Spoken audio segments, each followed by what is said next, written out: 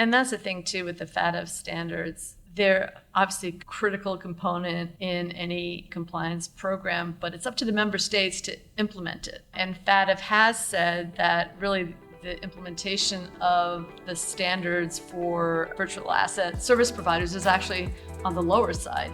Hello and welcome to Public Key. This is your host, Ian Andrews. This episode is part of our Live from Links series, and over the next few weeks, we're going to be dropping double the Public Key goodness. That's right, new episodes 2 times a week. Interviews with the best speakers from the 2024 edition of the Chainalysis Links Conference. So let's jump in. From the BitLicense to OFAC sanctions, our guest, Valerie-Leila, who's global head of anti-money laundering at Coinbase, will be covering it all as she takes us through some of the most interesting crypto compliance trends in 2024. Valerie shares her early experience building compliance programs in TradFi in the wake of the USA Patriot Act, and how that experience parallels her current role building new programs as innovation at Coinbase is nonstop. She shares some of the challenges running a global program, and we talk about how compliance plays into key projects like Trust for travel rule compliance, or Base, the Layer 2 blockchain, and various wallet products, as well as the company's role as a custodian in the emerging Bitcoin spot ETF market. Now, before we dive into the episode, if you weren't able to attend the Chainalysis Links Conference in New York, well, you missed a fantastic event. But not to worry, the Links digital experience is now available on demand. As an attendee, you'll get to see the best content from the in-person conference, plus some of the special digital-only content. Whether you're in the Americas, EMEA, or Asia Pacific, you'll have the opportunity to live chat with compliance, investigation, and business strategy experts, while receiving an exclusive hands-on view into our latest features. Register now by clicking the link in the show notes. Hello everyone, this is Ian Andrews, and we are back with another episode of Public Key Live from Links. Right now I'm joined by Valerie-Leila, who is Global Head of Anti-Money Laundering at Coinbase. Valerie. Hello. Thanks so much for joining me. Thank you for having me. You have spent your career in traditional finance. Yes. But now you're at Coinbase. I love to hear people's crypto origin story. What tipped you over into the world of digital assets? Great question. I do get that pretty often. It's like, you're a TradFi person. What are you doing in crypto? My interest in crypto started quite a few years back. I was at a conference and I was on a panel and I had to learn the new BitLicense regime of the DFS very quickly to be able to present it at a conference, and that'll tag it around 2014, 2015. So I've had an interest in it since then, but at one of my prior employers, it was very focused actually on crypto, on virtual assets, which was interesting. I worked at that point for Credit Suisse. So in Switzerland, there was Zug, which is an area which was kind of the crypto valley. And so it was very much part of the discussion about this emerging technology, and people are actually really interested in this. What are we going to do with this new technology? So Switzerland is one of the most progressive markets in the world in terms of digital assets. We're all excited about ETFs getting listed here in the US. Right. They've been listed in Switzerland for years.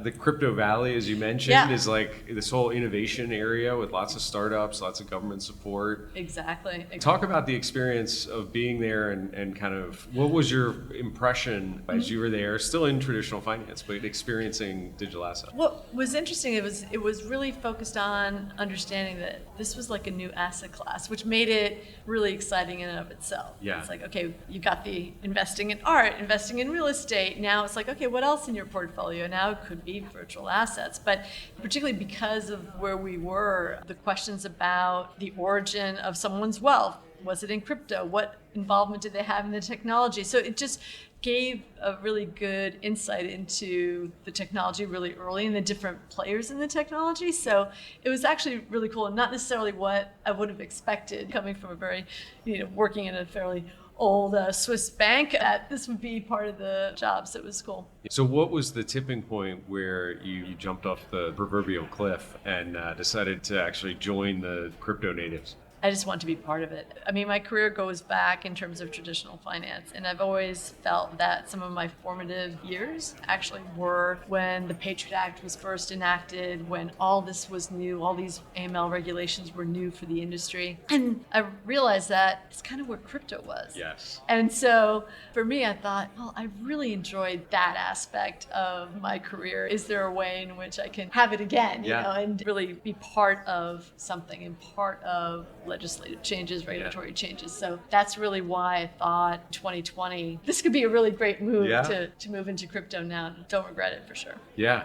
I joined Chainalysis 3 years ago and around similar timing as you. And it's been one of the most fun jobs I've ever had. And I was definitely not in crypto prior to it. So. Okay. Yeah. I want to go back to the comment about Patriot Act. Yeah. Because I think a lot of people think they're new enough to finance in crypto. They're like, oh yeah, the AML regime has been here forever. Like we always had KYC requirements. And what was it like when the Patriot Act got implemented? I mean, how did that impact the finance industry? I mean, banks had always had these requirements under the Bank Secrecy Act. And with the Patriot Act, it was expanding the financial institutions that were covered by the AML regime. And so it was a really unique time. It was post 9/11. And so there was this greater level of urgency and mission that really was very much part of just looking at regs, trying your best to interpret them, setting up programs, and also recognizing that it was a learning curve also for regulators, examiners, and the industry at the same time. So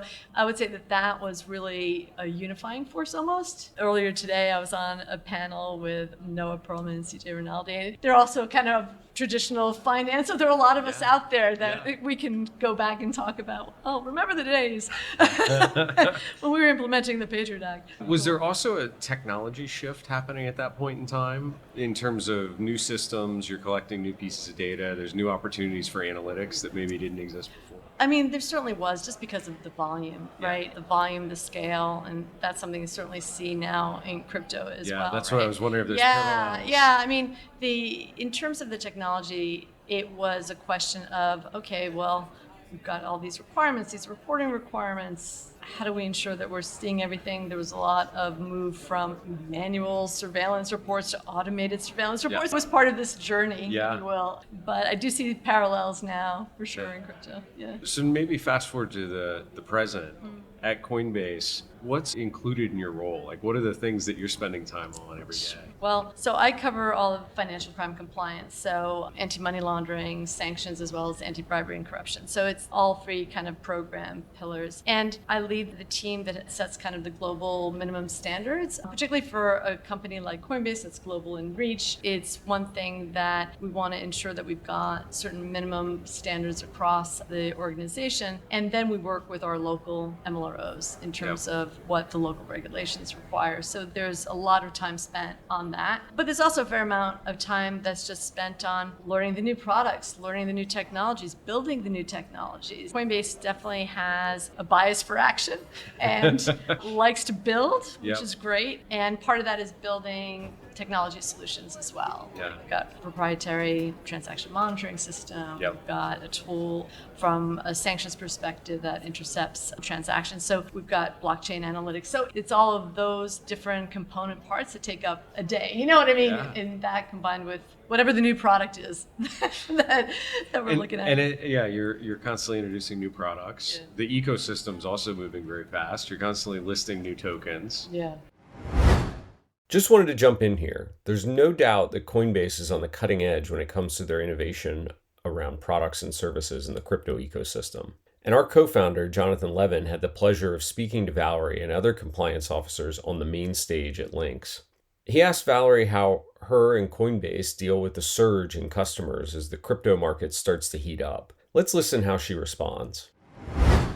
As you see sort of upticks in transactional volume, how does it change things for you operationally? I mean, are there new types of processes that you implement? How do you adjust sort of the program for changes in the sort of crypto environment? Part of the key for us is the governance and the oversight of those volumes. Being very focused on what those volumes are, forecasting what could the volumes be. Are we ready if the volumes go in a certain direction? And so that does mean making sure that you've got the ability to scale with partners either internally or externally that can be brought into the workforce in order to address increasing volumes. But it's really part of keeping an eye on those volumes really clearly and being able to project and forecast. Sounds like Valerie and the team have a close eye on transaction volumes and are ready to scale to the uptick in consumer demand. Now, back to the podcast. How do you think about your organization kind of staying on top of all of that technology? Like that seems like a really big challenge. There was a challenge and opportunity. Folks like this stuff. You know what I mean? So this is Yeah. the thing. They like to dig in. They Yeah. like to understand, well, what's the latest typology? What could be the newest threat? What is the direction of travel? How can we look at our program as it exists today and continue to automate, continue to use machine learning, use AI. So it's always evolving. Yeah. How many markets is Coinbase operating in now? Oh gosh, many. Yeah. Most recently, Canada. Oh, exciting. Yeah. Because Canada everybody consolidated in Canada. So there's only one sort of domestic provider up there. So it's good. You've got more choice we're in the Canada. first international currency exchange To get in Canada. licensed in Canada. Tremendous. Congratulations. Even though we've got the FATF, the Financial Action Task Force, that kind of sets standards around how different countries implement money laundering regulations, it seems to me as a novice in the space that there's quite a bit of variation country to country to how things get implemented. That must make your job hard. You talked about setting minimum standards, but I would imagine there's some countries that are driving kind of like maximum approaches as well. Right? Absolutely. I mean, and that's the thing too with the FATF standards. They're obviously a critical component in any compliance program, but it's up to the member states to implement it. Yep. And FATF has said that really the implementation of the standards for virtual asset service providers is actually on the lower side. As a result, you're right, there isn't a level playing field from a regulatory perspective. That does add to the challenge when you're building out a program and we've got all the requirements that we comply with, and then you see exchanges that operate in really low or no AML or KYC regimes. You got to kind of factor that into how you're going to view transactions and things through those types of exchanges. So when we set out to have minimum standards, it's if they've got a standard locally, they got to comply with the local standards. We will comply with the regulations and the jurisdictions in which we operate. So we always have to understand, well, what's the regime? What do we need to do in order to top up, if we need to, the minimum standards? One of the big topics in our customer advisory board conversation on Monday was travel. Yeah. And Coinbase has a big initiative around travel at least in North America, called Trust. Talk a little bit about how Trust is going and your perspective on travel, because that seems like the next big hurdle in the AML kind of regime globally. Look, we're really proud of our participation leadership in the Trust organization. And I think what's clear is just the uptake. How many members we now have, recognizing that with that increases the coverage of Trust. And it's large players, it's small players. And that's the thing that also has been really cool to watch, is how it's expanded in terms of membership that way. So, the other thing that's really clear is kind of like you said with the FATF standards, well, standards are different depending on where you are and what jurisdiction. So clearly looking to ensure that we've got the ability to have that compliance standard in the countries in which the VASPs operate, so that we really can be all things to all VASPs in order to ensure that they're compliant with their funds transfer rules. So it's a really interesting space, and it actually goes directly to the FATF point that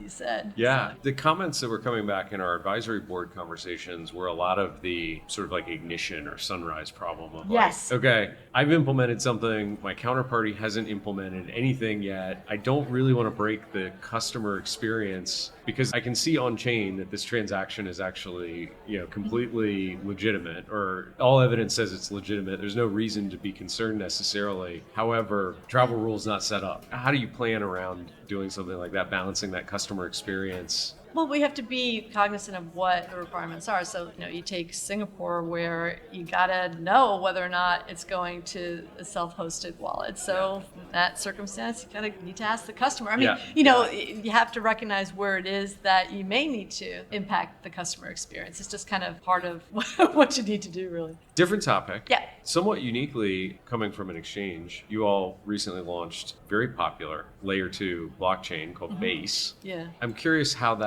what does that mean for your function within the organization? How involved are you with Base, and what are you doing in that area? It's certainly really exciting, for sure. As part of any project that we're in, we'll have a seat at the table to look at the new initiatives and analyze it. Really, this is kind of on a journey, and it's on a journey to decentralization, which is also really exciting to see that aspect of it. And that's really where there's much focus in looking at. This is a layer 2, and we're on the path towards decentralization. I mean, congratulations Thank on you. the launch, right? The transaction volumes, the user activity, it's impressive. One of the panels this morning, before you were on, was Chris Wong from the FBI. And there was a bunch of discussion about folks from North Korea and their appetite for stealing crypto. But in that conversation, there was a good amount of discussion about Mixer's Tornado Cash and sanctions. Yeah. It feels like the sanction OFAC has sort of woken up to using sanctions as a tool, specifically in cryptocurrency, in a way that they haven't. I imagine this is creating a lot of work for your organization. It's something that we definitely have seen that trend. I mean, where there were just a handful of crypto addresses that have been designated. Yeah, now. exactly. Now it's just kind of like, what's the crypto address that got designated? So it really has been a real shift. But look, we recognize sanctions. Sanctions is a national priority. It's a tool for national policy, and so really focused on ensuring that we are on top of any kind of changes. But I think that when it comes to the sanctions that are posed and the fact that we do get from OFAC crypto addresses, that's actually incredibly useful, because unlike in traditional finance, you can take this address that you get from OFAC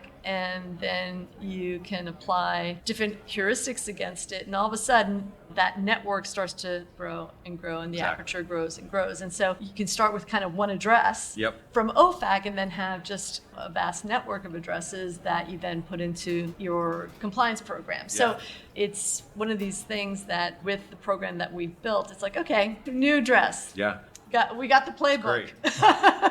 It's quite a bit better if listeners have never gone and looked at a designation that comes out of OFAC. It's oblique. I mean, is it like you get this individual who maybe was in this country, but sometimes you don't get that. Right. Sometimes the name is unique. Sometimes it's very generic. Sometimes you get some identifiers, or they're associated to a particular company, or they own a plane or a boat or something like that. I've looked at these and I'm like, how in the world can anyone take this, an individual's name generally, and effectively block future transaction activity based on just that identifier? Right. To me, I'm like, yeah, this is absolutely great that you're blocking specific addresses. Specific addresses, and then with the program where you can say, okay, but this address transacted with that address. Exactly. Are they connected? And they're connected to someone else. That's so right. That ability to just build out the network with a string of alphanumerics is, it's still incredible. It is incredible. I mean, this is part of what has just held my interest in crypto, because it just really is. It's really, in terms of applying kind of a compliance program, just how much the technology can make the difference. So it's cool. Yeah, it's really good. One of the other big things that Coinbase launched last year was Coinbase Wallet, non-custodial wallet. Does that also sit outside the AML boundary? Just before Valerie answers my question, it's important to note that Coinbase has different types of wallet products. Coinbase Wallet was released a few years ago, and the non-custodial MPC wallet was recently launched last year, which is what I was referring to. Just so you don't get confused, Valerie is answering my question in the context of the more recent MPC wallet. Now let's listen to Valerie's response. I mean, that's generally within our program. We do look at DeFi and Web3 initiatives. So the thing is that it's part of what we will look at. We've got a team that's focused kind of on ecosystem initiatives. So always want to understand what the latest and greatest products are. Well, and because one of the big innovations in the wallet, from my perspective, was on recoverability. MPC, key management, so that if I lose access to the wallet, like Coinbase can actually help recover it. It's not lost forever. But it's not the custodian. Exactly. And that's why I was wondering if Yeah. like that nuance is something that you have to be fairly technical to appreciate. And so I could imagine that certain regulators, depending on where you are in the world, are going to be more or less savvy to the tech. Yeah, no, I actually said it on the panel this morning. It's so important as a compliance person to sit with the product folks and have the engineers explain it. And sometimes, admittedly, they have to explain it a few times to me. I'm still on my curve, but it's critical because it is these nuances that make the difference. So, yeah. Do you ever get regulators that just totally don't understand digital assets at all and you're trying to... Less and less, I gotta say. Yeah. Less and less. I mean, we have some that really know their stuff, and the kind of questions that we get, and it's clear that they're very attuned to blockchain analytics. And so it does vary, but just in the few years I've been at Coinbase, I've seen definitely a maturation of that. Yeah. One of the guests that we had on main stage yesterday was Adrian Harris, superintendent of New York DFS. It was remarkable to me that there's been this shift, it seems like over the last few years, where people kind of regarded the BIT license as being a little bit onerous, a little bit difficult. You obviously, everyone wants to be able to do business with customers who are residents of New York. It was like, wow, that's really hard to go get through the approval process. But now, given the logjam that we have at the federal level in the US, it seems like a lot of people are suggesting, well, maybe we should have more state level regulations. Let's model things on the BIT license. The BIT license. And so there's been a mindset shift as it's become clear maybe we're not going to get anything in the near term from the federal level. Yeah. Curious your perspective on what does that mean to have potentially multiple states, their own regulatory framework? It can be a bit of a challenge. You have a multi-state exam, and you'll have various representatives of different states. One state will may lead the exam, but each of them get a bite at the apple, Exactly. and so it is something that is an interesting part of the process. Obviously, Coinbase as a licensee, a BIT licensee in New York, we've got our program also subject to kind of 504. So the type of regulatory expectation when it comes to our program, there really is a lot from a DFS perspective. So when other states come in, their regulations may not be as kind of mature or robust. So I think that helps. Yeah.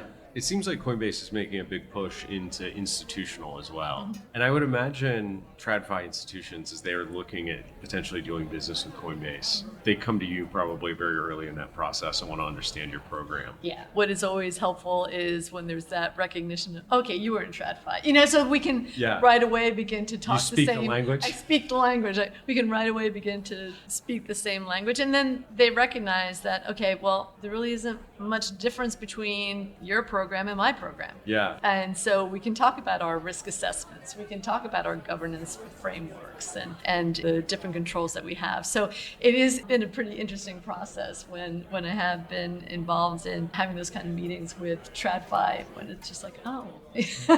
That's what I was curious about is, are they asking really tough questions, or are they kind of examining more the structure and framework of your program, or what? Where we get the most questions, understandably, because this was the biggest difference for me coming from TradFi, is transaction monitoring. Like, how are you seeing it? So, because that's the piece that isn't really a direct connection to TradFi. So there's definitely some that have really in-depth questions, asking the kind of questions that I would have expected in an OCC exam back in the day in TradFi. So, it can be really robust, but oftentimes there is that particular focus on the technology and how it works. Yeah, we've had lots of conversations with banks about, no, you can actually see all the transaction activity forever, and you can understand how everybody interoperates with everybody. And they're like, really? When you send a wire, you just kind of send a wire. Yeah, right? exactly. It's like, you get one transaction and none of the other history. In this case, you can see everything. Exactly. People's minds, they're a little bit blown. The Bitcoin spot ETFs, obviously huge news, billions of dollars of inflows.